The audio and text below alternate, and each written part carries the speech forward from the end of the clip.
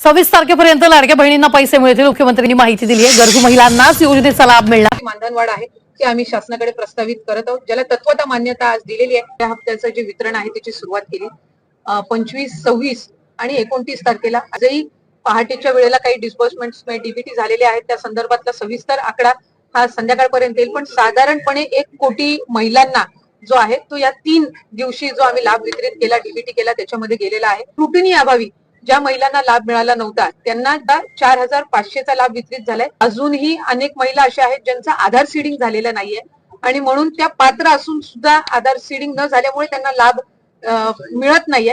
आम्ही आजही मंत्रिमंडळाच्या बैठकीमध्ये सन्माननीय मुख्यमंत्री महोदय, दोन्ही उपमुख्यमंत्री आणि मंत्रिमंडळातील सहकाऱ्यांसमोर हा अहवाल ठेवला की त्या जिल्ह्यामध्ये त्या पालकमंत्र्यांनी आधार सीडिंग मुळे ज्या महिला लाभापासून वंचित राहिलेल्या आहेत त्या संदर्भामध्ये अधिक लक्ष केंद्रित करणं गरजेचं। ही योजना महायुतीच्या सरकारने आणलेली आहे। ही योजना बंद करण्याचं कुठलंही उद्दिष्ट महायुतीच्या सरकारचं नाही आणि चांगल्यारीत्या महिलांना सक्षम करण्याच्या भूमिकेतून ही आणलेली आहे, ती अशाच पद्धतीनं चालू राहावी अशी सगळ्यांची